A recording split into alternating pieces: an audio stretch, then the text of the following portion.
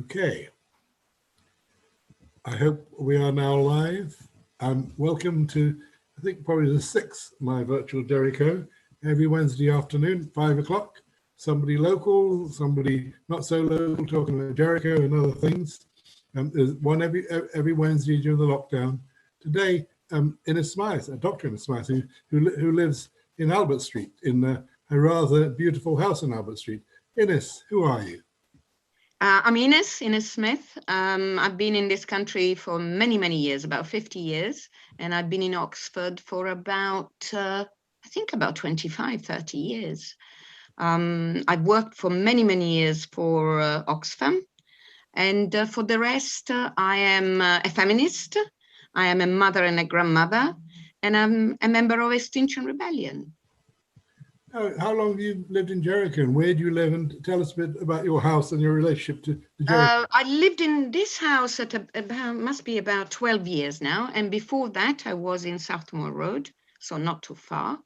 And the house it's really, really lovely, I must say. It's not luxurious, but it has an interesting history. It was a small boys' school attached to St. Barnabas, for what I know. And after that, I understand that it used to be a boys' school. And when they accepted girls into the school, they didn't have sufficient space. I don't know where the school moved to, but at that point it became, or later, slightly later, it became a workshop for Faulkners, for motorbikes. And yet, few years later, a group of painters lived here. They didn't live here at first. They used this as a study. Yeah. And then in the 1970s, from the early 70s, they were here. And in the early 90s, in around 91, this was used as both a studio and accommodation. Any of the painters become well known? I know them, but well, I know one, but I don't know if they've become famous. They were obviously very dedicated. And you bought it 12 or so years ago? 12 years ago, yes. Describe, what you got there, because you're upstairs in your eyrie upstairs. Yes, I think the best part of the house is that it has a very large ground floor, and it has a really pleasant wooden floor, but it has also a second door where the kitchen is, and so people think it's two buildings, but it's only one. And the house itself is slightly cold and needs a little bit of maintenance, but it has the front of the house is it's really lovely looking. And because I don't have a garden, I've used my citizen rights and have filled the front of the house with pots. And especially now, it's really important to have that possibility to grow. You're covered in plants at the front, aren't you? I saw you yesterday watering. Yes, yeah. What's your relationship to Jericho? What is it you like about Jericho? It took me a while to kind of really root myself here because of my work, I was traveling a lot.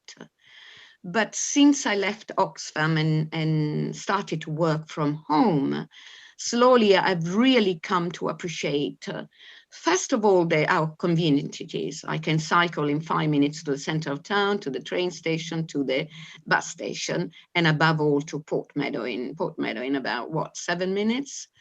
Mm-hmm. And the other thing that it's very quirky and very diverse. And because my background is quite kind of mixed and diverse, I like to think, then I feel at home.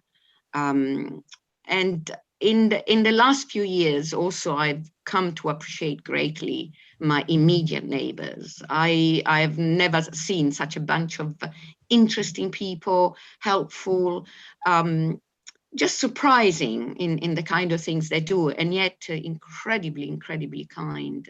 And that's has been always the case, but especially now. So I'm really. You live is like a botanical garden, isn't it? You and your neighbours all have lots and lots and lots of plants. They do. They've got gardens, and they all. Everybody around here seem to be excellent. Excellent gardeners, but also there is an acceptance and and a delight in being on the streets when possible. So the conversation on the pavement is treasured. It's not seen as gossip, and that's a real precious. Did it take you a long time to make friends? You said it took you a while to position yourself, to settle. Yeah, mainly because I wasn't around. When I was working in Oxfam, I used to leave at 7 o'clock in the morning, cycle down to the top of the Cowley Road, and come back 7 or 8 in the evening. And plus, several months of the year, even now I travel, and that sort of makes it difficult to meet people. But eventually, it happened. But, I mean, you've joined in lots of community activities, haven't you? I mean, you and I met on Jericho Helpers, didn't we? Yes. I haven't been a great member of the local neighborhood association, again for the same reasons. But the last few months have meant that I've met even more people, and I can contribute to more events and activities. Yeah. What's the last few months taught you about community? Oh gosh, that's a difficult. I think that you can always discover things about communities, that what you see is not necessarily what's there, for better or for worse. It's not a cynical comment, on the contrary, and that the way we live, moving so fast, not really being the present, we see only the surface. And I certainly was doing that even now. And also, you have to cultivate communities, especially if it's not your community of birth. I know that in Jericho, there's several people who were brought up here, but most of us have not. And so we lack that common experience of growing up together. And so you need to invest a little bit of time and consideration in order to turn it into a proper community. And as Anderson said, the communities are imagined. And so we need to imagine them together.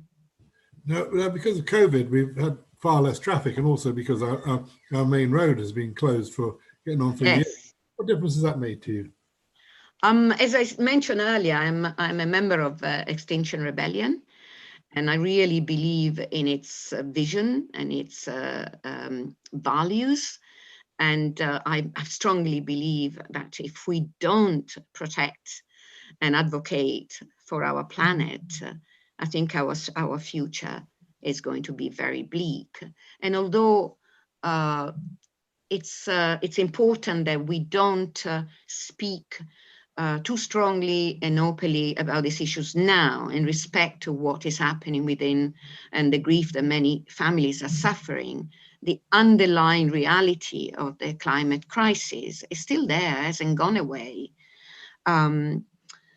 And so to see that certain things are possible, it is possible to close the traffic, it is possible to drive less, it is possible to use less fossil fuel.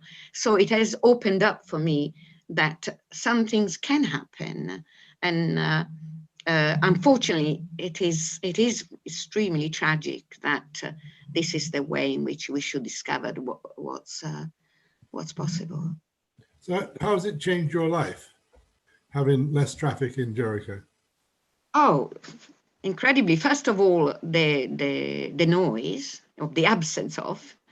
There is a quality in getting up in the morning early and opening your door and listening to the blackbirds or the robins, and breathing.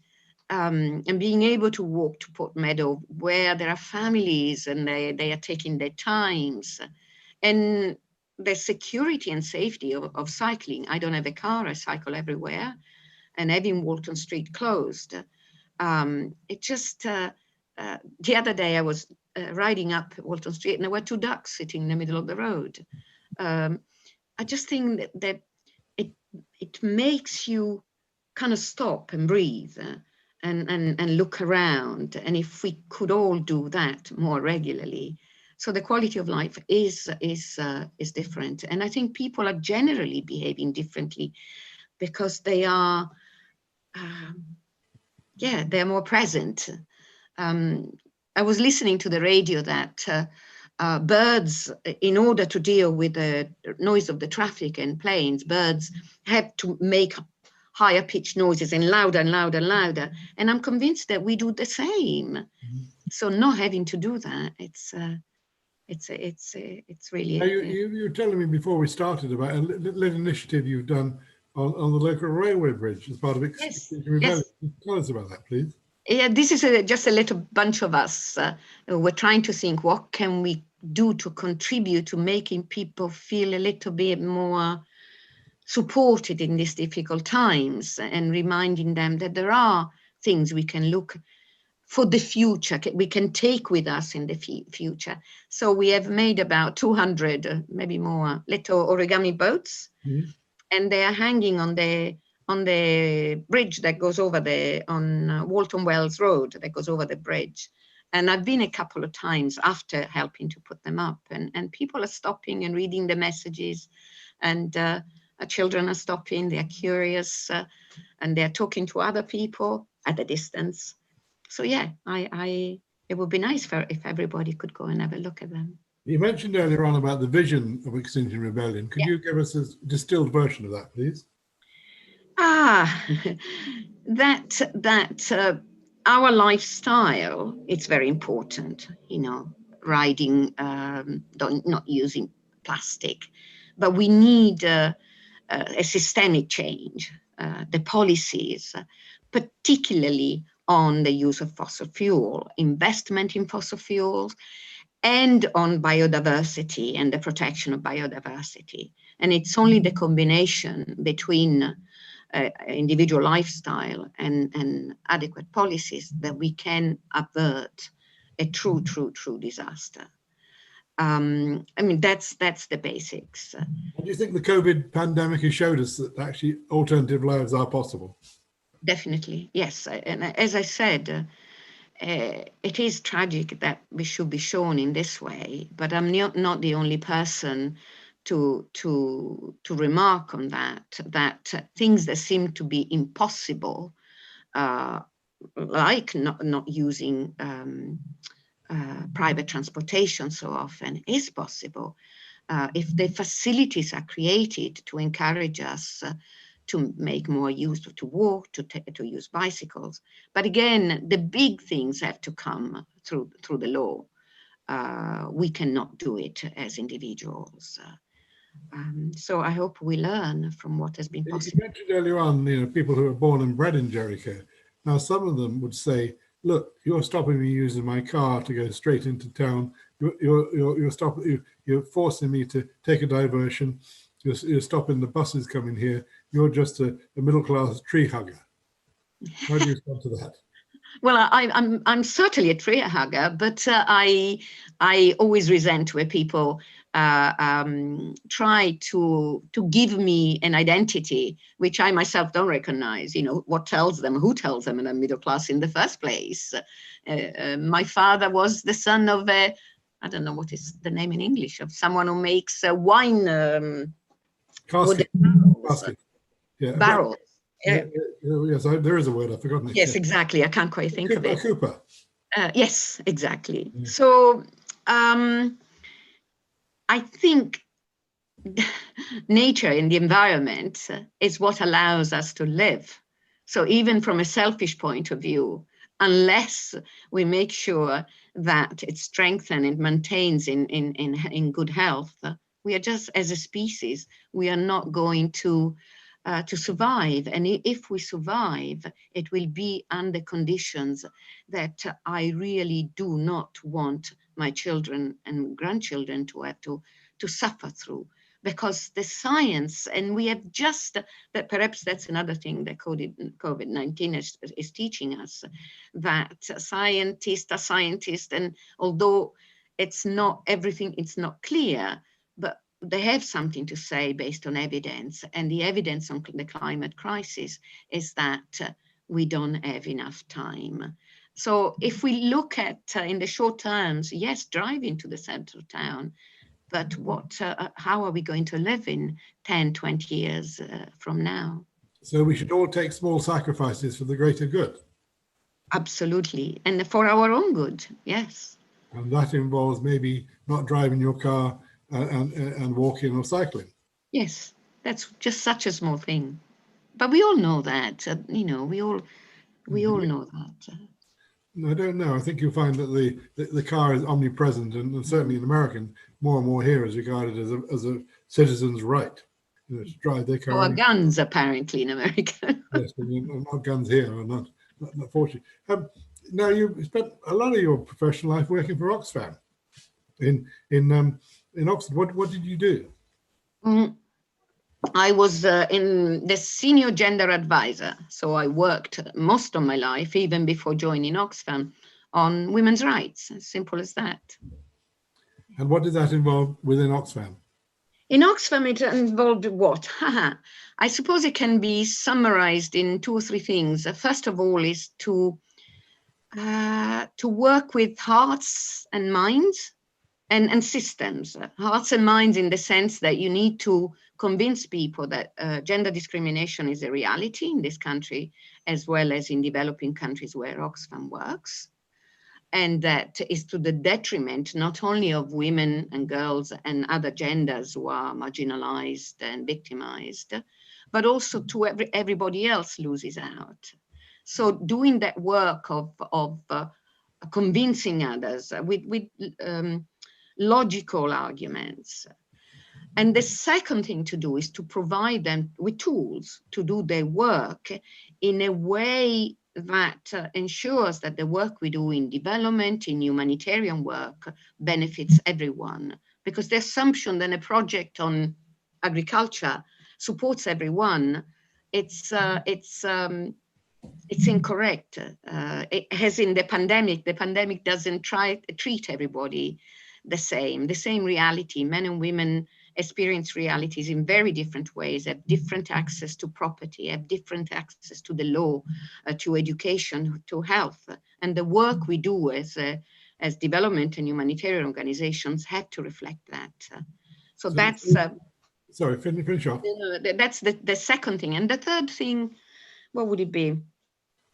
So you worked with the staff, or did you work in the field as well? Both.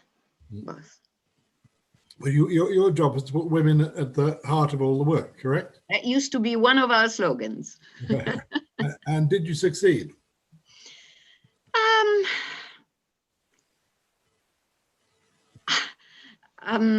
We succeeded in doing some of the things we set out to do, many of the things we set out to do, but inequality is still there in the same way as poverty is still there. This is a long haul, and I never hoped to achieve it, gender equality, in my lifetime. When I think about the life of my daughter, she still struggles because there is not appropriate childcare. And many young women are exactly in the same situation. She still earns less than, on average, less than men. She's still exposed to domestic violence as, other women were 30, 20, 15, and 100 years ago.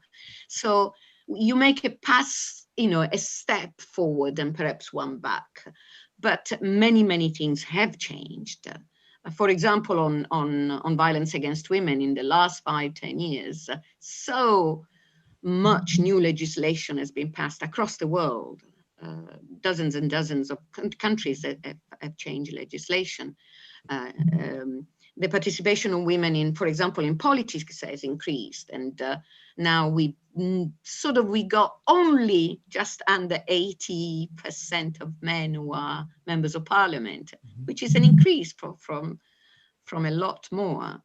But we are not quite there yet. So how do you work on gender equality in developing societies which are misogynist, sexist, and hierarchical? Well, some are more and some less. And I suppose the easy answer is to take the lead from the local organizations, and especially the women's organizations, who are familiar with the context. They have the legitimacy to operate in certain areas, and the kind of organization that in any case need financial and technical support. And that's what we provide, rather than believe that we, coming from outside, have the answers to everything. Did you face a lot of resistance? Indeed, you know, maybe some violence? I mean, there are societies where femicide is every day. I have never experienced personally any, well, resistance, yes, but not violence or less than courteous treatment. A lot of resistance, but not only in developing countries. I've experienced resistance in my office, especially in the early years when I just joined Oxfam in the, early to mid 90s.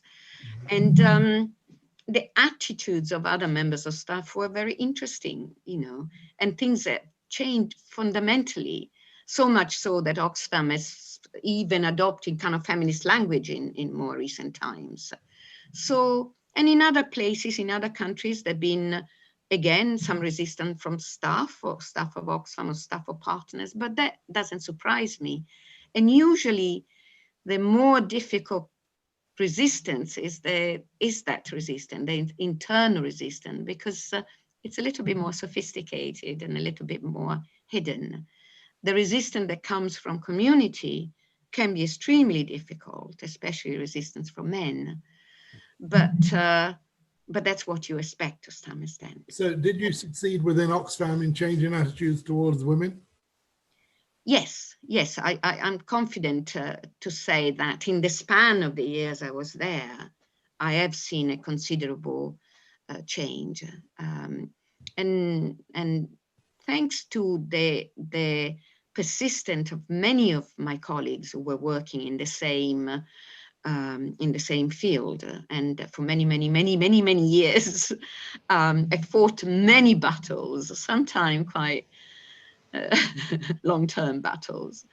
And also thanks to some a smallish number of enlightened managers that have given us the space and the resources to do what we thought was right. What about in the developing world? What would you regard as your biggest success and your biggest failure? Oh God, the failures were very many. Oh. Tell us one or two. I don't I can think of some individuals who have never shifted in their attitudes. I think I could have been more alert to that kind of individual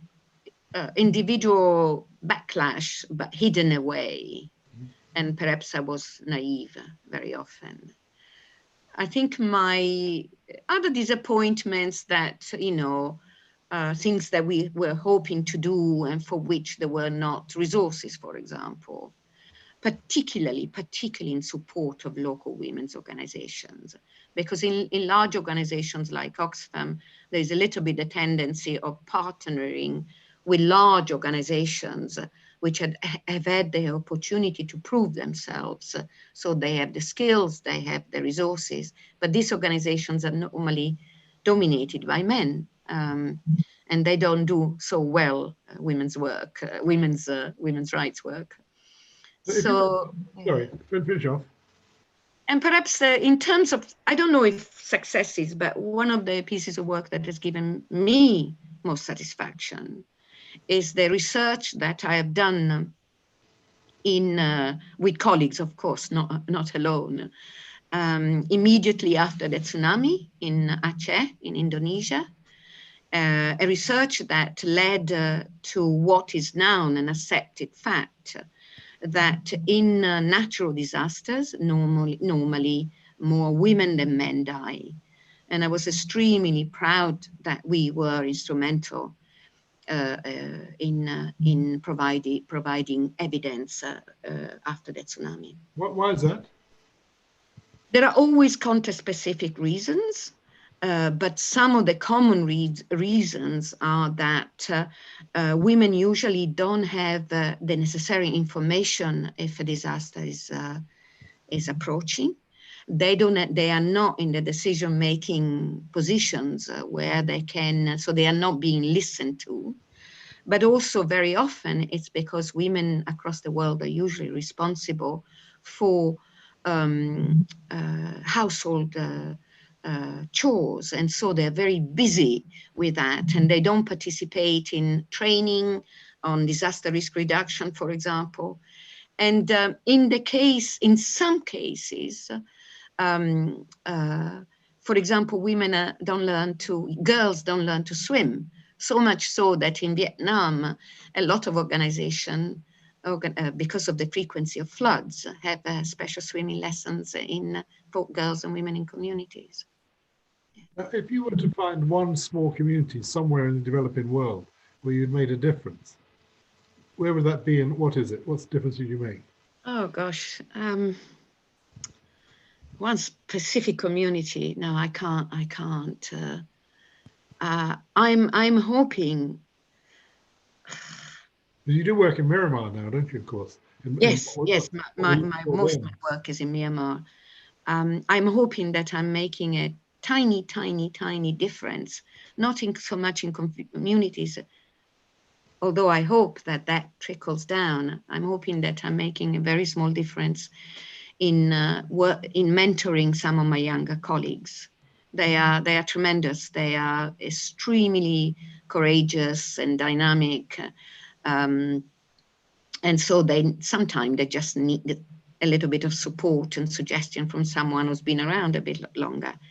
And I feel extremely privileged to be in a position to provide that, because it's a lasting legacy, you know. Now, they're very idealistic. Are you still idealistic? Yeah, you have to be idealistic. You haven't become cynical and bitter over the years. I have my moments. And my old colleagues and particularly my managers know that there have been difficult times, because sometimes you do bang against brick walls in this job, and yes, you can experience, because sometimes there is a blindness to what this profound difference is in terms of gender, and there is a reluctance to see how fundamental they are to who benefits from development and from progress. Luckily, one of the things that is being looked at more is the question of gender-based violence. But even that reality, that it's staring you in the face everywhere you go, everywhere. If you think about now in the pandemic, one of the things that emerged immediately is the increase in domestic violence. And to me, that points to the need to work more with men to change their attitudes. Did you ever think of walking away and giving up? This work? Oh, never. No. Is it driven by idealism? Is it driven by any sort of religion or spiritual feeling about the nature of people? I suppose it's stubbornness. You know, I have been fortunate in my life. I've had supportive parents and etc. So I've not suffered from, but even that, I live it in my skin. You know, the inequalities, and so how could I give up? You're obviously born a Catholic. You still a Catholic? No. No. Sorry, I didn't mean to say it quite so strongly. I just said no. Forget about that religion. Now, about 3 or 4 years ago, Oxfam, of course, came in for rather a lot of trouble because of the behavior of certain individuals in Haiti. Yes. You were still there then? No, I had left. Although the events took place while I was still there. Yeah, how did you feel about what had happened and how Oxfam were treated?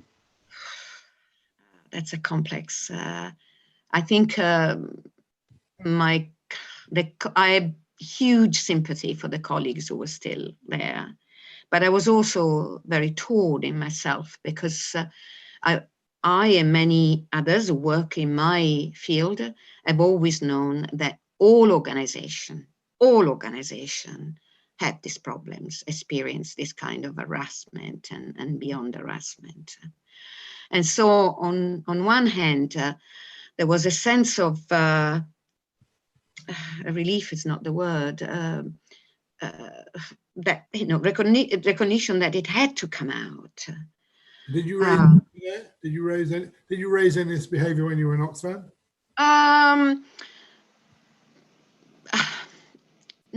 It's a little bit of a difficult question that I think I'll leave aside. Okay, I because think there's a woman who's a Labour councillor in Banbury, isn't it, who was a particular person who blew the whistle on it all, whose name I've forgotten. Well, we all did our bit to raise certain problems, people in my position. And, but although I felt that it was right that this was important, it should come out, at the same time, what I'm very hurt by is that Oxfam was singled out for punishment in a way that was relentless, and that and left untouched other organizations where the same and more has been happening. And the consequences of that are not only damaging the organization, but actually the communities for which Oxfam works. So that's why it's a very complex issue. On one hand, things have to change. You know, this is not acceptable. On the other, the punishment meted against Oxfam is seemed unfair in terms of many other organizations getting away with it. But it's a case of a wounded animal and lions, isn't it? That once the animal's been wounded, the lions will go and take more bites out of it. Possibly. I just hope that something has been learned and that Oxfam will, you know, come out of the fire like a phoenix, maybe a littler phoenix. Yeah. I mean, how did it affect Oxfam in terms of financing and attitude and so on? I think they're still recovering. I think they're still recovering, but I don't know enough to be fair. Hefty financial effect, wasn't there? I don't know the details. Because I'd rather stay away now. Now you're still semi-detached, of course, and still do work with Oxfam in Myanmar. Could you explain some of what you do there? In Myanmar, I've mentioned some of the work that I do in Myanmar, mostly is with staff and with the partners. And I support them in various ways. I do training for them. I develop gender-related strategies and policies. And I also work in the two areas of Myanmar where there is still conflict. On the west side, where there are still camps for the Rohingya who have not left. And in fact, they have been there for now, must be 8 years. And on the other side, on the northeast, where there are areas of conflict on the border of both China and Thailand, between ethnic groups and the Myanmar army. Both are affected. That particular conflict is one of the oldest since 1948, I believe, if not before. Was it 46? I'm sorry. And so the internally displaced people find it very, very difficult to maintain a normal life because they lose their resources, opportunity to work, opportunity to access schools. And so Oxfam and its partners, local organization that are quite strong, some of them, deliver aid and support to those communities. So how do you preach feminism in a military dictatorship, which is by and large controlled by men? Sorry, say that again. How does feminism go down with dictators who are by and large men with uniforms? Interesting enough, I don't deal with them. Although yes, although I know people who work even with the military. I suppose that indirectly we do. That's a tricky thing, actually. let's leave Oxfam aside, but I think most organizations indirectly deal with the military, because the military is still part of the government, even if the government has emerged from proper election, so-called democratic elections. But in Myanmar, the army has 25% of seats in parliament. Automatically. So, yes. They don't stand for election. They just get it, do they? They just get it. They are appointed. So, and they control some of the key ministries. So you can imagine, you know, but many of the organizations working in the countries have to maintain a very delicate balance between support local authorities, for example, and their governance, and do not to come too close to the military. And it is an incredibly difficult job to do, and of which I'm not an expert, but there is a head of state who is or was a liberal champion, or champion of liberals, and with all with strong Oxford connections. How do you feel she's performing now? She's not formally the head of state. She has a position, a Secretary of State, created particularly for her, because in Myanmar, if you have family members who are not Burmese, you are not allowed to take that kind of position. And you ask a difficult question, because as you know, Oxford has a long-term attachment to Aung San Suu Kyi. And myself, for a long time, I was a great admirer. I remember actually seeing a wonderful film here at the Phoenix. And so I know for a fact that she has still very many people who are very close to her in real life. And I have been struggling with this because her position in relation to the Rohingya is very, what's the word, unacceptable. I struggle to understand how she got to that point.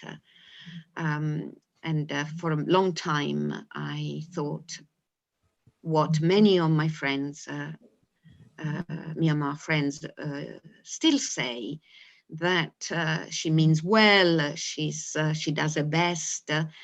And it's interesting to note how many people in Myanmar still support her. Really, really, people in the villages, poor people, because they've only had her speak out for them for so long.